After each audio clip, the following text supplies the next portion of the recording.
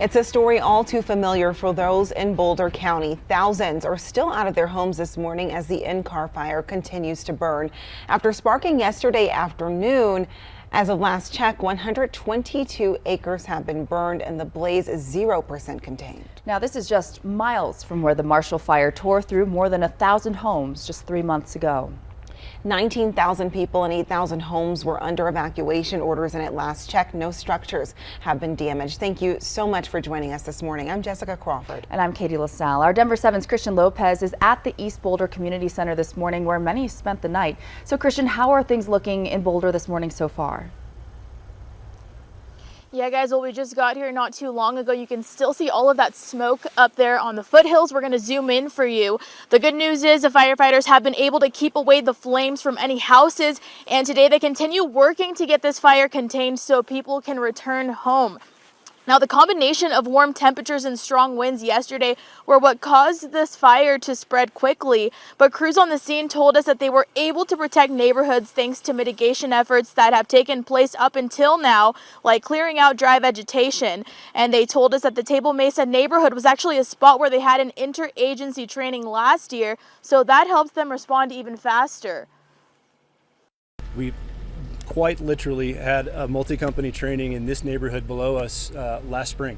And so all those resources came in, knew exactly what they needed to do, pulled their hose lines, went into a structured defensive posture, and had everything lined out in moments. And as far as what caused the fire, that is all still under investigation. And coming up in our next half hour, we'll bring you the story of an evacuee who is also a Marshall Fire victim. And of course, we're going to continue monitoring this fire and bring you the very latest. We're live in Boulder this morning. I'm Christian Lopez, Denver 7. Christian, thank you. And as Christian just mentioned, the high winds yesterday played a major role in how fast that fire spread. There were red flag warnings and fire weather watches in place because of those conditions. Katie, you mentioned all of those yesterday. Are those watches and warnings still in effect this morning? Good news today, Jessica, the winds will be calmer there in Boulder County, but this morning we do still have an air quality alert in effect for Boulder, off to the west near Netherland and Allens Park in Jamestown, based on the heavy smoke from the Incar Fire. Tomorrow the winds will elevate once again, increasing our fire danger from Colorado Springs down through Pueblo and Trinidad. A fire weather watch set to go in effect Monday with the gustiest conditions, warm and dry weather down into Alamosa. You combine that with the low relative humidity, which is why it's just cause for a lot of those fires that spark and are hard to contain. In terms of our wind gusts outside this morning, relatively calm conditions from Boulder into Broomfield and across the eastern plains. Temperatures right now we're in the 20s and 30s and already in the 40s down to Colorado Springs, and it's going to be a warm afternoon once again. By lunchtime here in Denver, 65 degrees. We're expecting highs in the 70s this afternoon, even warmer tomorrow, and then the chance for some much needed moisture. More on that still to come. All right, thank you, Katie. Well, for evacuees with pets, the Humane Society of Boulder Valley is accepting smaller pets and companion animals for shelter and care. That address is 2323 55th Street in Boulder. If you have a larger pet, the Boulder County Fairgrounds is accepting large animals. That address is 9595 Nelson Road in Longmont. Well, just a few miles away, the cleanup continues following the destruction left behind by the Marshall Fire. Alicia Miller tweeted this photo out when she stopped by her Louisville property when her home once stood to see if debris removal started in the area, and she was caught off guard seeing that white smoke from the Incar Fire just off in the distance. The frequency just keeps seeming to become more and more often, and it's just really terrifying. To see a cloud of white smoke off in the distance, what was going through your mind? Oh my gosh, not again. Not another community. Just when is it going to stop? Miller says she signed a long-term lease at a property that was in today's evacuation zone. She says as much as she loves the Boulder area, she's considering moving somewhere else. And we will continue to watch all the developments from the Incar Fire very closely throughout the day here on Denver 7. That's right, and you can find updates from us on air, online at thedenverchannel.com, and of course on the Denver 7 Plus app. Just download the Denver 7 Plus app on your Roku, Amazon Fire, Apple TV, or Android device to start watching. Well, President Joe Biden is back in the United States this morning after his high-stakes trip to Poland as Russia continues to invade Ukraine.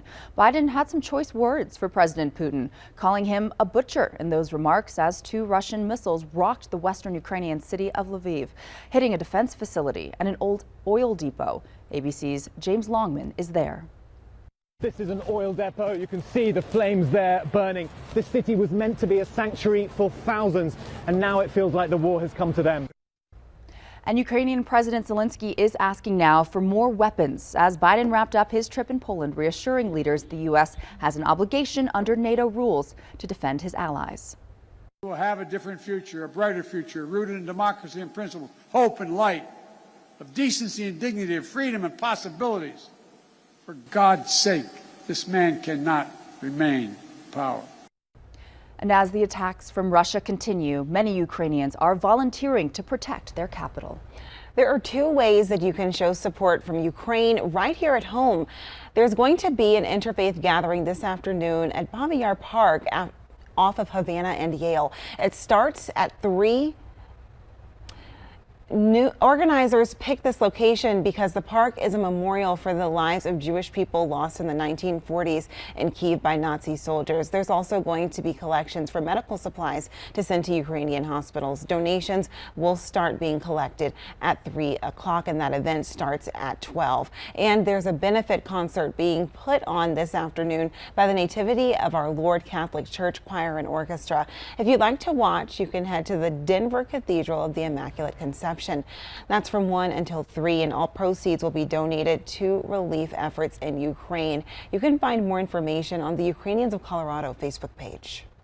Well, First Lady of the United States, Dr. Jill Biden, is wrapping up her weekend here in Colorado. She spoke at the Community College of Denver as part of the White House's series of Latino economic summits. Denver 7's Patrick Perez explains why for many it was an emotional experience.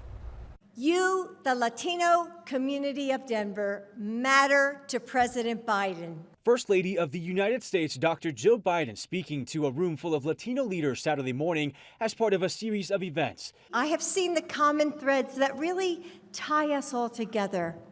I've been reminded that our differences are precious and our similarities are infinite. This is the second of 8 White House Latino economic summits across the country with the goal of advancing equity and economic empowerment for Latinos. That's what we're doing today, bringing the work of the Biden-Harris administration to you and giving you a seat at the table. Among the crowd at Community College of Denver, people like Armando Scholz and Isabel Herrera, both students at the college and each inspired by First Lady Biden and the other speakers. I didn't believe that this can, at my age, that this really can make a difference, because it's been a long journey. Pursuing a bachelor's degree at 62 years old, Isabel understands the hardships many Latinos undergo that often go unnoticed. Having those hardships acknowledged is important. I think it's going to inspire our future leaders. I really do. I really do believe that. For Armando, the summit did just that. I felt so motivated.